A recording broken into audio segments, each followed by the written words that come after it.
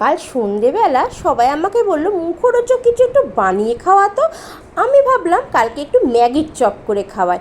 দেখো, এর জন্য ম্যাগি আর বেসন আর সাদা তেল লাগবে। প্রথমে ম্যাগিগুলোকে জলে সেদ্ধ করতে দিলাম। 70% সেদ্ধ হয়ে যাওয়ার পরে ম্যাগির জলটা ছেঁকে ফেলে দিলাম। তারপরেই দেখো ম্যাগিটাকে শুকনো করে রেখে দিলাম।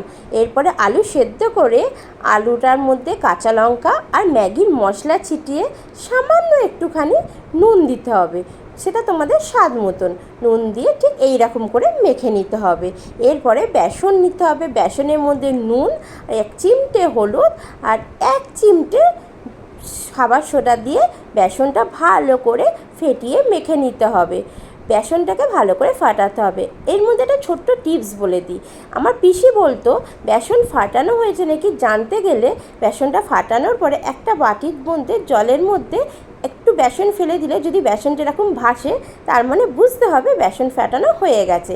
এরপরে দেখো কি করি, আলু সেদ্ধ করে আলু সেদ্ধ যে করেছিলাম না, ওইটাকেই ছোট ছোট গর্তর মতন করে তার ভেতরে ম্যাগির যে করেছিলাম সেদ্ধ করে রেখেছিলাম সেটাকে পুর ভরে তার উপরে আবার ওই আলু সেদ্ধগুলোকে দিয়ে ভালো করে বলের আকারে গড়ে নিতে হবে।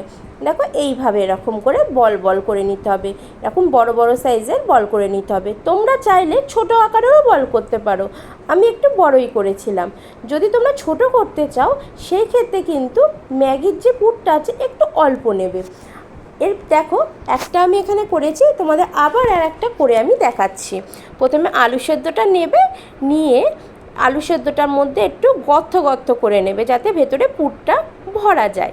পুরটা প্রথমে ম্যাগির পুরটা দিয়ে তার ওপরে আলু সেদ্ধটাকে দিয়ে দিতে হবে। আবার আলু সেদ্ধটা দিয়ে দিলেই কিন্তু বলটা রেডি হয়ে যাবে। আলু সেদ্ধটাকে দিয়ে ওপরে বলটা দিয়ে ভালো করে কোট কোট করে নিতে হবে।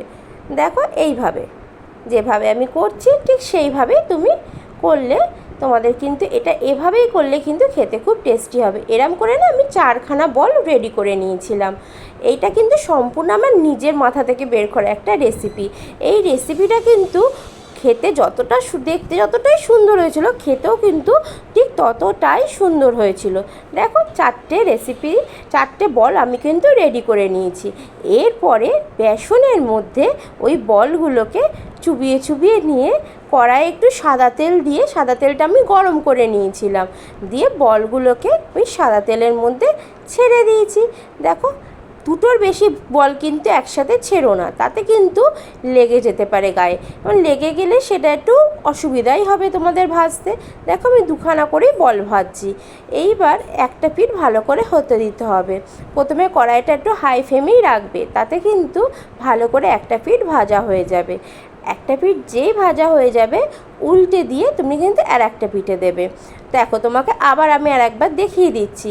প্রথমে একটা পিঠ ভালো করে ভেজে নিয়ে তারপরে কিন্তু উল্টে আর একটা পিঠের ভাজবে। এতে কিন্তু এর টেস্টটা কিন্তু ভালো হবে, বেশ মুচমুচে হবে। আর এটা খেতে কিন্তু জানো তো কেমন হয়েছিল, বাইরেটা মুচমুচে আর ভেতরটা ঠিক নরম একটা তলতলে ব্যাপার, মানে সেই চপ যেমন খেতে হয় না ঠিক তেমন। ভেতরটা হচ্ছে নরম, বাইরেটা কিন্তু খাস্তা হয়েছিল। দেখেছো, এইরকম লাল লাল করে ভাজা হয়ে গেলে তোমরা কিন্তু তখন প্লেটে তুলে নেবে। এগুলো কিন্তু একটু লাল করে ভাজলে কি হবে, খাস্তা ভাবটা খুব ভালো থাকবে। দেখেছো বলগুলো কেমন ফুলে বড় হয়ে গেছে। হ্যাঁ, ঠিক এই রকম পজিশানে এলে তারপরে তোমরা একটু সস দিয়ে, সসটা তোমরা চাইলে একটু ডিজাইনও করতে পারো, আমি যেরকম করেছিলাম, এটা আমার ইচ্ছা করেই করেছিলাম। তো দেখো এই রকম আমি তোমাকে ভেঙে দেখাচ্ছি। দেখো ভেতরটা দেখো, ম্যাগির পুরটা কী সুন্দর লাগছে, খেতেও কিন্তু খুব সুন্দর হয়েছিল, ঠিক দোকানের চপের মতনই হয়েছিল খেতে, কিংবা তার থেকে আমার তো ভালোই লেগেছিল, আরও ভালো লেগেছিল। এরকম সস দিয়ে খেতে কিন্তু অসাধারণ লাগে। আমার এই রেসিপিটা যদি ভালো হয়ে থাকে অবশ্যই কিন্তু লাইক করো আর কমেন্টে জানিও তোমরা বাড়িতে করে কেমন হয়েছে। আর তোমরা যদি নতুন দেখো আমার চ্যানেলটা, তাহলে কিন্তু সাবস্ক্রাইব করতে একদম ভুলো না এরকম নতুন নতুন রেসিপি পাওয়ার।